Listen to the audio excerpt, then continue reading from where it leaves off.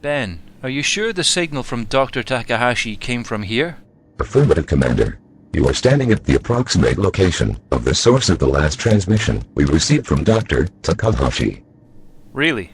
Well, that's strange, because he's definitely not here now, and we certainly didn't pass him in the corridor. Maybe he's back in the engineering room down below. I'll go back and check. To be honest, the sooner I'm out of here, the better. That damn thing just gives me the creeps.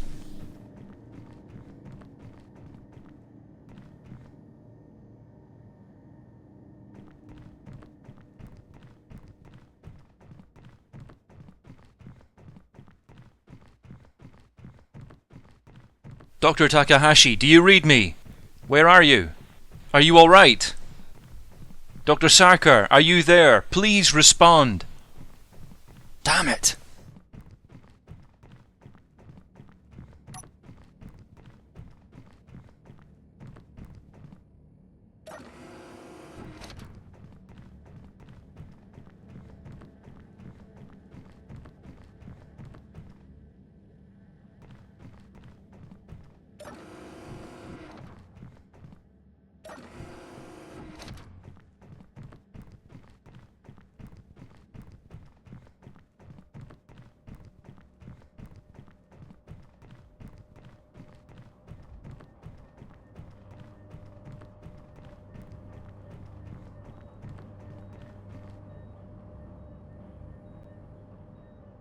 Well, we're in engineering and there's still no sign of Dr. Takahashi, or anyone else for that matter. This place is like a damned ghost ship.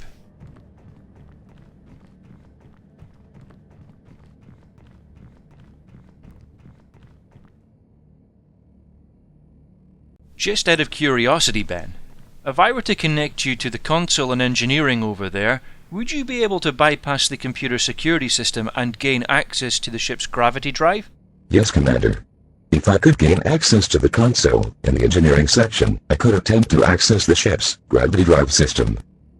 Be advised that in order to do so, I may be required to hack into the ship's computer, which would constitute a breach in IASA security, which could potentially result in criminal charges being brought against both you and Takahashi Industries.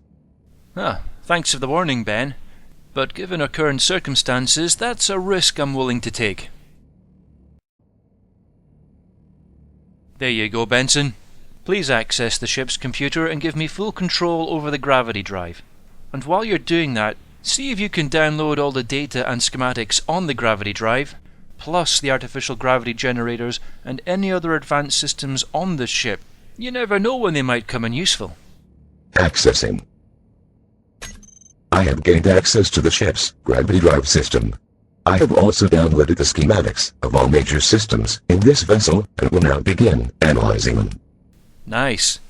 Hopefully we can learn something useful from it all. Maybe even something that can help us get to the bottom of what the hell's going on this ship.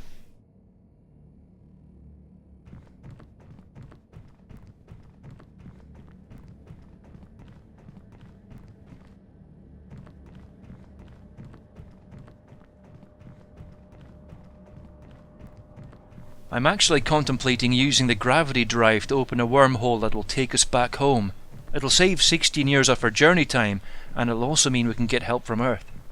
What I'll need to do first is either attach the rescue ship or bring it closer to the event horizon so that we can take it back with us. The Icarus is just too big, but it can fly back to the Sol system using autopilot, at least once its reactors are back online again.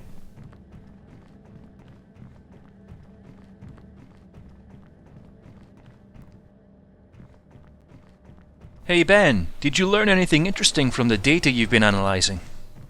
I have, Commander. I have gained a significant amount of information from these files, especially on several advances in technology that have been made since we left Earth, particularly with regards to advanced 3D printing, assembly, nanotechnology, and artificial gravity. I am, however, still in the process of analyzing the gravity drive. I keep encountering errors in my analyses, but it might just be due to the complex nature of the device and corrupt data on the hard drive. Cool. Thanks, Ben. Keep me informed if you find anything useful.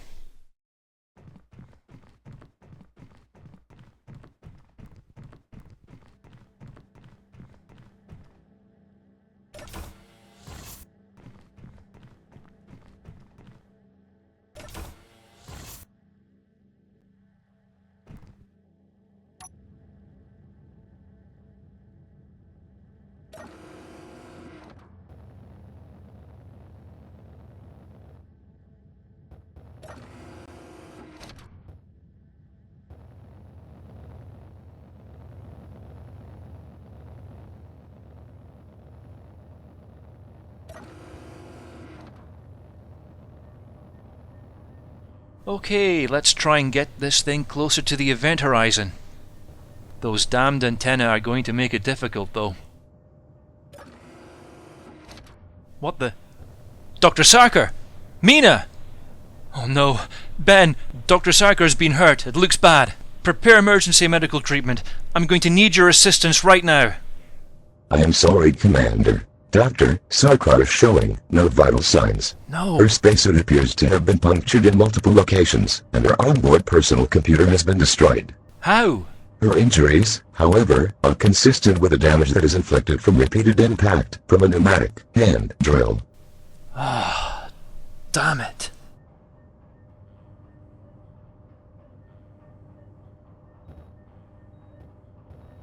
Benson, one of our crew has been killed and the other has gone missing. I must therefore assume that either Dr. Takahashi or one of the original crew of the Event Horizon has gone mad and started killing people. I therefore have no choice but to exercise my authority and assume overall command of this mission. To this end, I am now ordering the lockdown of the ISS Icarus. No one enters or leaves that ship without my express permission. Please acknowledge. Acknowledged, Commander. I have now recognized you as the new leader of this expedition and are now in overall command. I have also restricted the access to the ISS Icarus. As of this moment, no one will be able to enter or leave that ship without your permission. Thanks, Ben.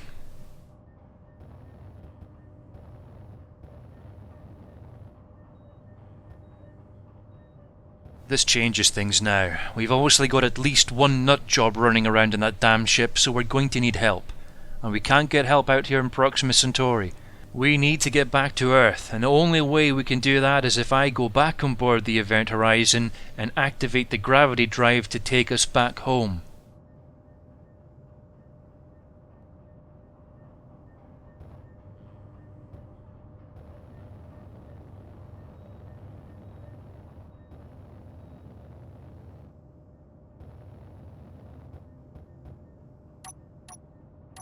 And since we've got a crazed psychotic on the loose, I'm going to need this wee bad boy. Yeah, it's probably the same guy I heard in the cargo bay earlier on when the lights went out. The problem is, that was quite a while ago. He could be anywhere on that ship by now.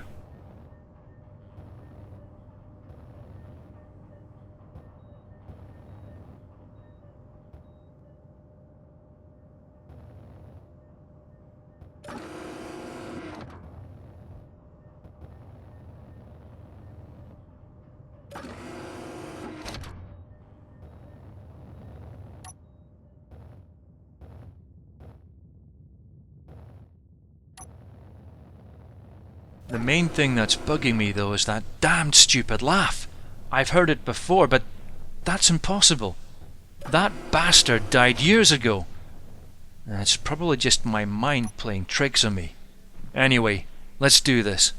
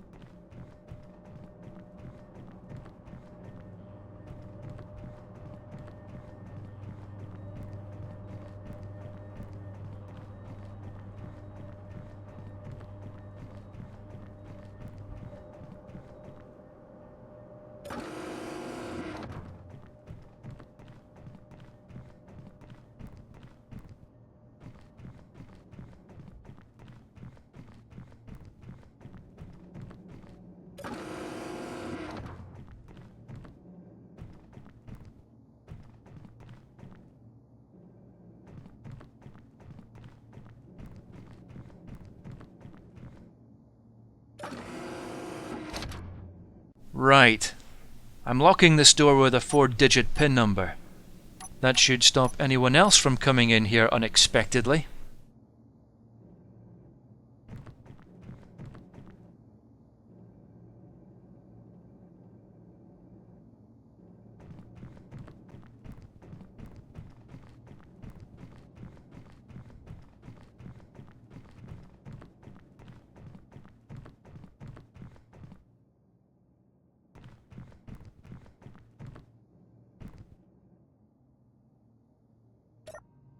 Okay, Ben, let's set the coordinates on the gravity drive to bring us back to the Sol system. Affirmative, Commander. The coordinates to return to the outer edge of the Sol system were already entered into the computer. Really? Let me see. Okay, let's change the entry point to bring us a little closer to Neptune. There we go. That's just an insurance policy there in case anything happens to us. If we're not alive to engage the main engines after the event horizon arrives in the solar system, the ship will enter into a decaying orbit around Neptune, and within 2 weeks it will be crushed in the upper atmosphere. So at least if I die, I can rest in peace better knowing that I took the bastard that did it with me. Okay, Ben, the course is set. Initiate the gravity drive on my mark. 3, 2, 1, mark. Initiating the gravity drive. The drive will need approximately 10 minutes to fully charge and should automatically transport the ship and any attached vessel back to the Sol system. Gateway opening in 10 minutes. Excellent.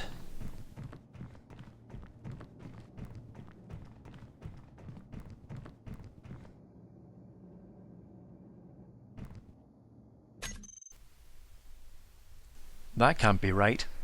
Ben, how long is the journey through the wormhole likely to take? I don't want to spend any longer than necessary pacing back and forth on this bridge, especially with limited oxygen supplies. According to the information we've obtained, the journey back to the Sol system should be almost instantaneous. But for safety reasons, I strongly recommend that you remain securely seated in a chair or command console, or in cryostasis, while the drive activates. Instantaneous? Really? Well, that's interesting because, according to the data I'm seeing here, there's what looks to be about 6 or 7 months difference in time between when the event horizon left the Sol system and when it arrived in Proxima Centauri. This chart here shows the radio trans... What the heck? That's coming from the door. Right, you son of a bitch. Let's see how you like being sawed in two.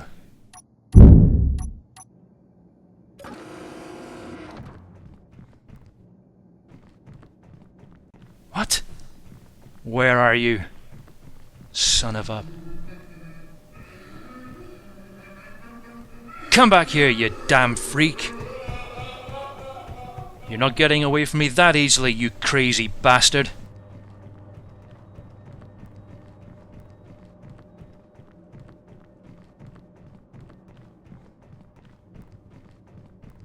Where the heck did he go?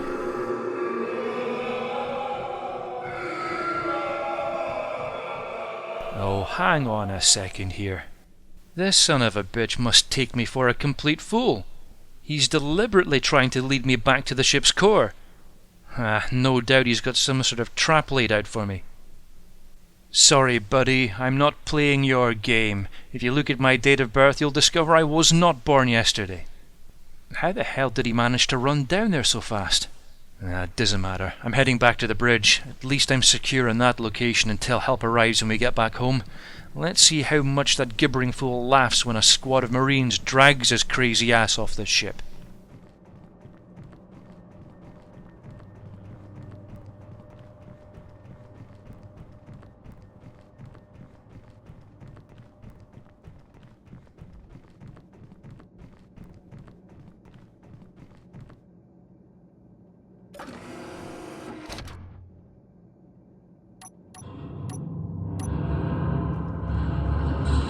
Well, that doesn't sound good. I hope this ship doesn't come apart before... Wait.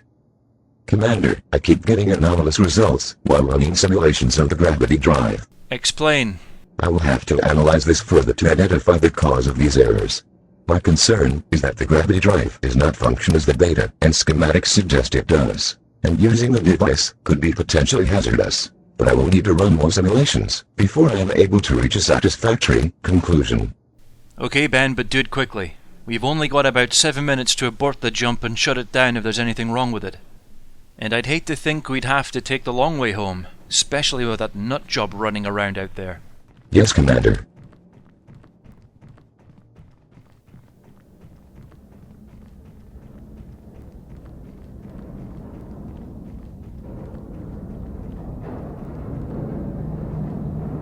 I'm pretty sure the hull shouldn't be making those sorts of noises. Ben, can you give me a status update on reactors 1 to 4 Danger. on the... Danger, Commander Robertson. Report. My analysis of the gravity drive has been completed, and I conclude that the device is extremely hazardous and should be shut down immediately. Why? While it is true that the gravity drive uses an artificial singularity to create a wormhole, it does not merely connect 2 points in space-time, as described. What do you mean, Ben? My analysis has shown that there is a 97.8% chance that the device instead creates an interdimensional wormhole. If this is correct, then this would expose the vessel to another universe for an unspecified amount of time before emerging back in our own universe again. What? And since there are no guarantees that the other universe obeys the same laws of physics as our own, the effects on anything passing through it could be potentially dangerous, and may result in irreversible changes to the cellular structure. There is an 89.9% chance that this is what happened to the original crew, and also why this vessel is exhibiting anomalous behavior. It too may have been altered by its exposure to the other universe. Oh shit! I therefore strongly suggest that you shut down the gravity drive immediately, and avoid the jump back to the Sol system. Wait a second, Ben. If what you're saying is true, then this ship could essentially be alive or possessed by something. As for the original crew, if they weren't killed outright by exposure to the other universe, then they would have been mutated or altered in some horrendous way, or at the very least driven insane. That would be a possibility, and something we shouldn't rule out. Okay, I've heard enough. The prospect of this happening again, this time with me on board, doesn't even bear thinking about. I'm shutting down the gravity drive now. Ben, I'm trying to access the control panel, but nothing's happening. Warning, Commander. The gravity drive is not deactivating. None of the drive systems are responding to any of our commands. Any idea why? Curious. We appear to have been locked out of the ship's computer system, and I am unable to identify the source. Is there any way you can bypass the... Ben, we've just lost gravity and lights. What's going on? Warning. Warning, Commander Robertson. Thermal readings are appearing all over the vessel, and the core's draining power from all active systems. Well, this is not good. Gateway opening in 2 minutes. What? 2 minutes? Oh, that's just great. Commander, as the gravity drive will not shut down, for your own safety, I strongly advise that you evacuate this vessel and return to the Icarus immediately. Agreed, Ben. Let's get the hell off this damn ship.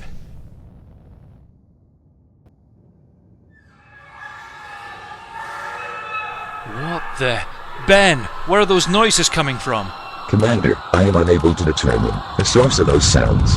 Extreme caution is advised. Screw this. I'm getting out of here.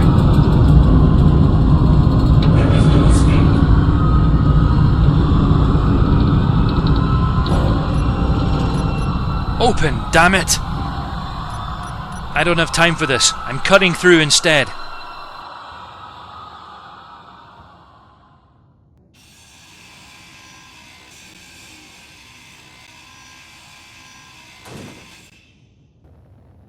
And we're through. Behind you. Die, you son of a... How did he even get there?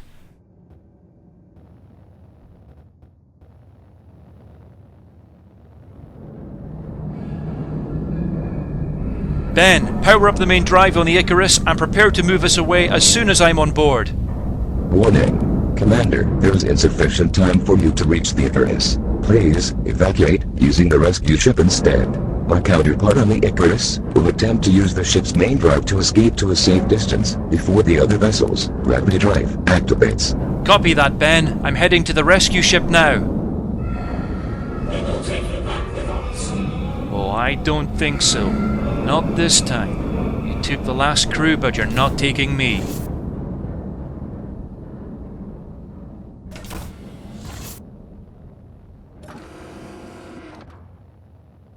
Takahashi! Sho! If you're still in there, if you can hear me, we need to leave now. Please respond. Damn it. I just hope we haven't left him behind. There's no time. I need to go now.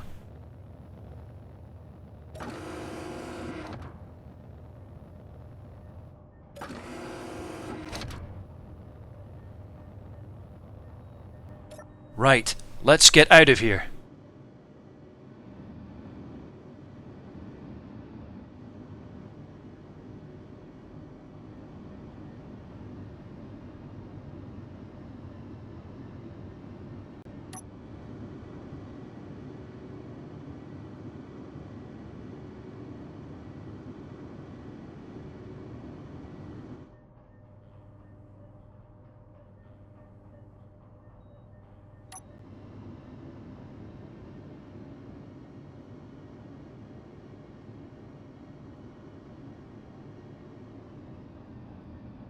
Come on, Icarus, get out of there! Come on, move!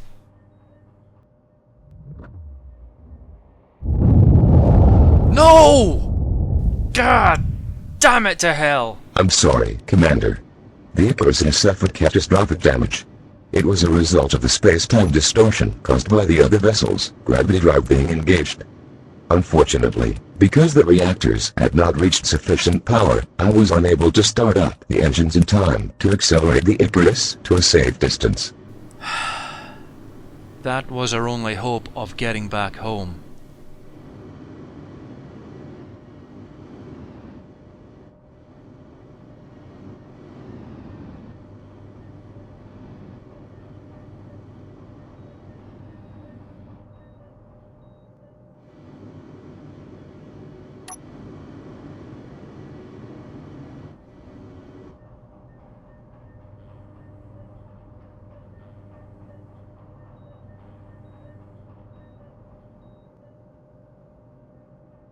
There's not much I can salvage from this, at least not without an extensive EVA, and that would expose me to dangerous levels of radiation from that star. What a mess. I suppose I can take some small comfort in knowing that as soon as the event horizon appears back in the Sol system, it'll be dragged into Neptune's gravitational pull, and within 2 weeks' time it'll be torn apart in the upper atmosphere, hopefully before anyone else can be exposed to the horrors on board. I just hope no one else tries to make the same mistake and build something like that again. Right now, however, my main priority is to find a way to survive, and find a way back home, if that's even possible now.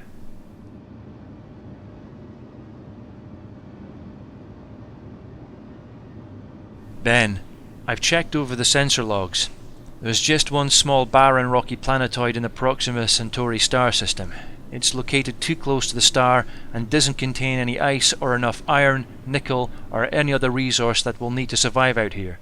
Based on your initial scans, are there any other planets or asteroids in the system that we can use as a suitable base of operations until help arrives? Negative, Commander. My long-range scanners did, however, detect an asteroid field and several small planets in orbit around Alpha Centauri A, which is approximately 14,600 astronomical units away from our current location.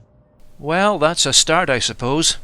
14,000 AUs sounds like an incredibly long distance away from us, Ben. How long will it take us to get there in this rescue ship? Given the maximum acceleration and limited uranium fuel reserves in a rescue ship's reactor, the journey to Alpha Centauri A is likely to take approximately 25 to 30 years. Oh, shit. It is possible, in theory, that you could survive the journey if you use the ship's cryostasis chamber. But they are not designed to be used for more than 20 years at a time, and there are health risks associated with long periods of hibernation. Yeah, thanks, Ben, but right now it doesn't look like we've got much choice. I could wait out here, drifting next to the wreck of the Icarus, waiting for help to arrive, but that help may never come, and if it does, it might be too late. Well, I guess that settles it then. Ben, set a course for the asteroid belt around Alpha Centauri A, and engage the main engines once I'm in cryostasis. Revive me once we reach our destination, or if anything goes wrong on our way there. Affirmative, Commander. If we're lucky and manage to get there safely, we'll just have to become space engineers, I suppose, and use that technology you discovered from the event horizon and the resources of the asteroids either to build us a temporary base, or if possible make changes to the rescue ship, or build ourselves a new one, and hopefully use that to take us back to Earth.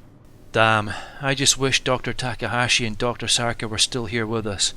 Yes, Commander. I am sorry that this expedition has not gone according to plan. But I wish you luck, and I look forward to seeing you again once we reach Alpha Centauri A, where I hope that I can be of further assistance to you. Thanks, Ben. I look forward to seeing you there too. Well, I have to admit this wasn't quite how I imagined our maiden voyage would go, but at the back of my mind I always knew there was a very real risk that this was going to be a one-way trip. But I'm not going to give up without a fight, not whilst there's still a chance we can make it back home. Entering cryostasis now. This is Commander Robertson, signing off.